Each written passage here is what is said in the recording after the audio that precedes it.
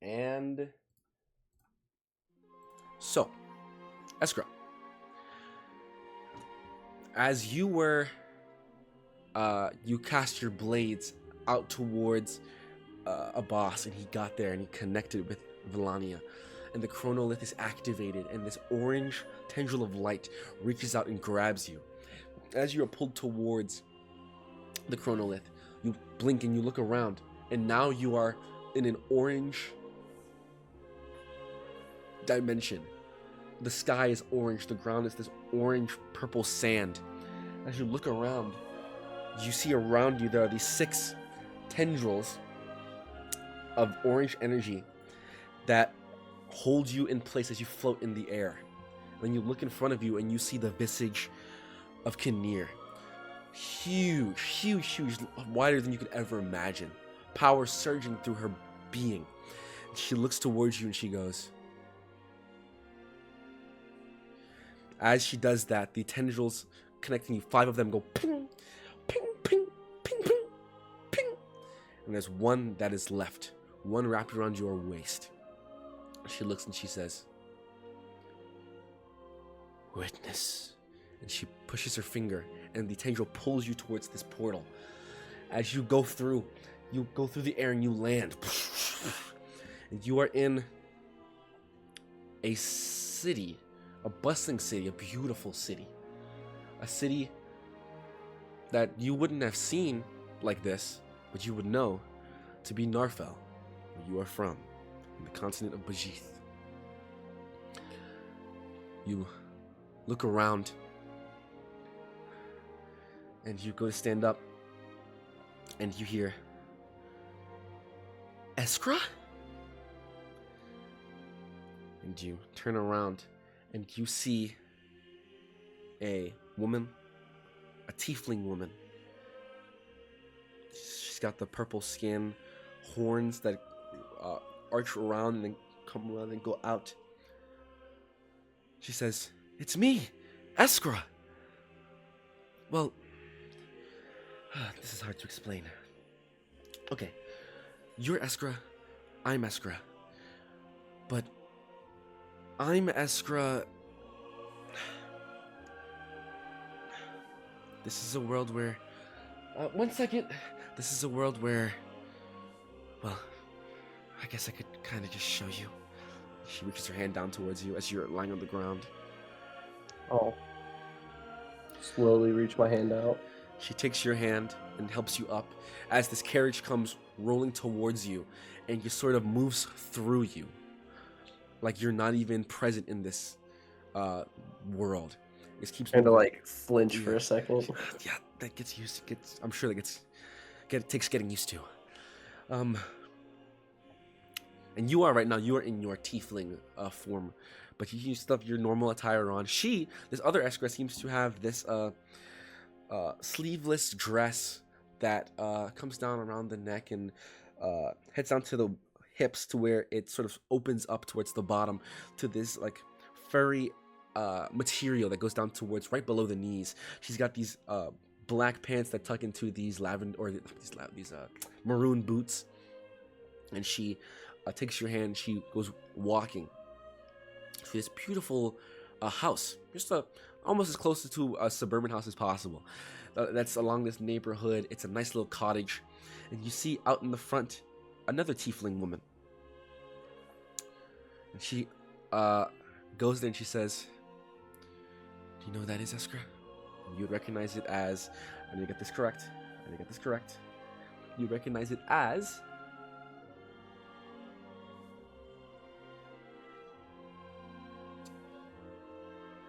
There we go. You would recognize it as...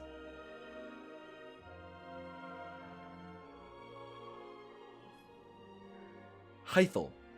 Hythel Abyssindro, your mother.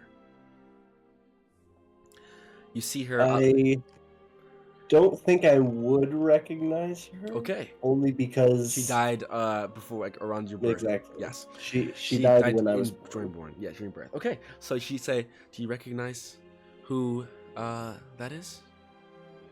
Just shake my head no. I didn't think you would.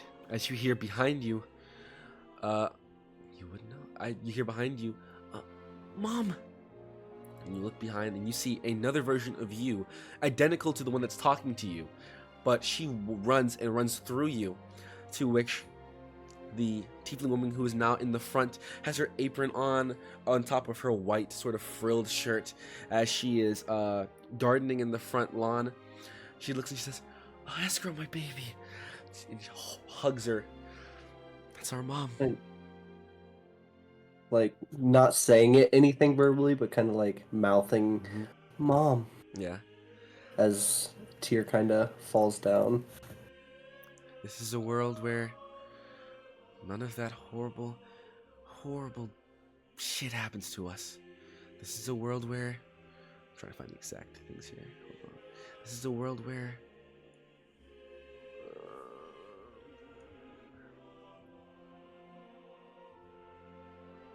This is a world where we never became a slave.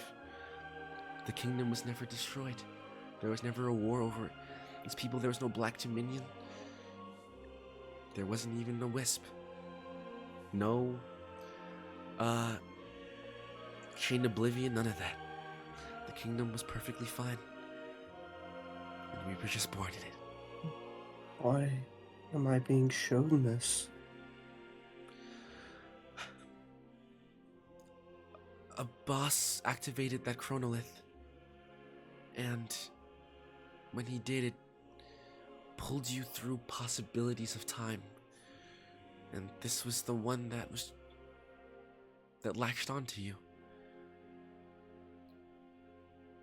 I know how you feel. I am you. I know that loneliness that you still feel inside. That feeling that you just want to be useful. You just want to make sure that you can be your best self and end all of this chaos. In this world, that chaos never found us. As the mother and daughter embrace each other, the door opens and there's this male tiefling that comes out and says, "Oh, Eskra, my dear, you're home." He says, "Papa!" And she runs and hugs him. In this world, your father was never some evil master who... Whoa, where'd the voice? Wrong voice. He was never some evil... never some evil master who raped our mother for amusement. He was a great guy. He was this tiefling. We never really knew who our real dad was. So... there was another tiefling that, I guess, was created in this time. We had a family, Eskra. More tears are just falling. It's cruel. But in this world, you never meet Discordia. You never meet those people. And as selfish as we deeply down wish we could just have this life, and it doesn't matter that we met them, we know deep inside that as dark as our life has been, it's on the path to save people, to heal people, to help people. There are times when we don't care about the people who aren't close to us, but to see their smiles, to make sure they never have to go through what we did, it warms our heart.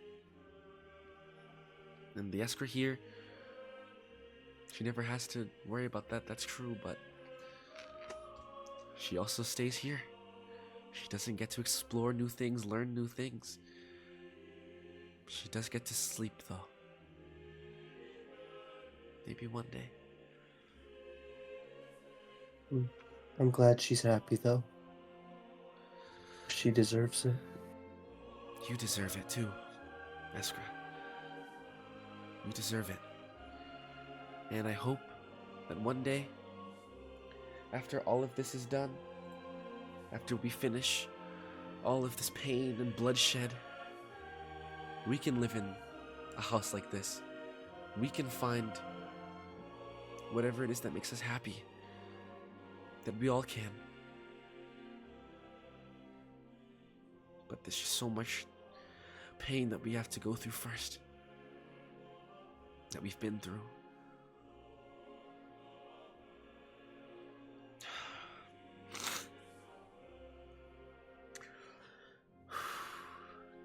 Your mother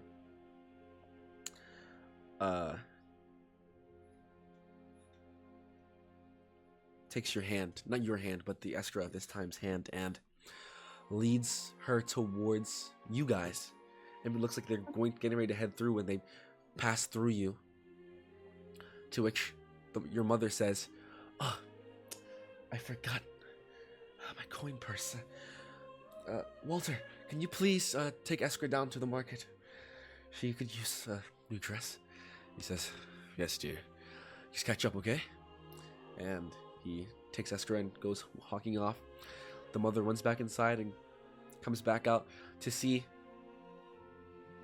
what would have been your father and what could have been you, chasing each other around the square. She just kind of stares, but as she looks at them, she looks through you. She says, "What a beautiful, beautiful girl I have. I love her so much."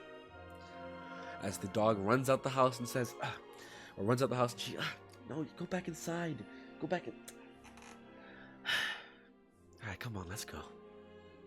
And the all-black dog walks beside her, passes through you as you stare at what could have been your childhood home. The Eskra, you look at the Eskra next to you, and her legs have begun to grow invisible. She says, "My time here's about up. Eskra."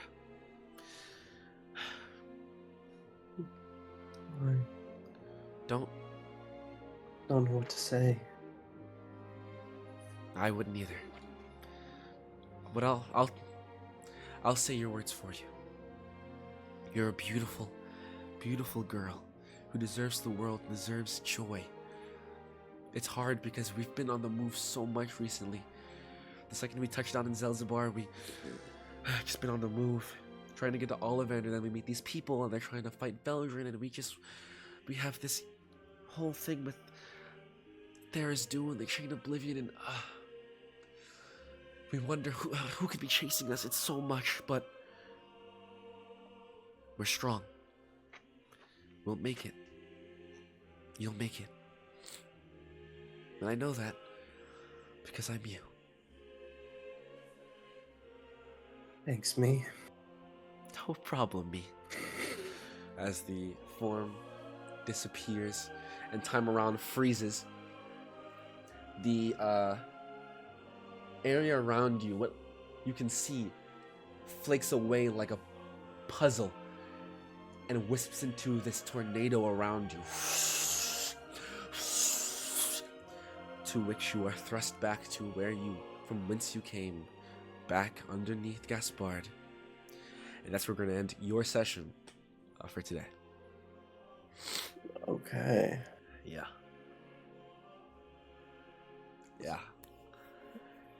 I honestly don't know what to say. Yeah, I know. Was everyone this speechless? I'll tell you this. Most people were speechless by the end of these. But in different ways, but most of the people were just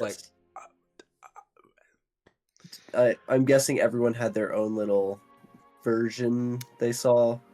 You can ascertain probably if you had whatever this is, but obviously you don't know, but this was yours.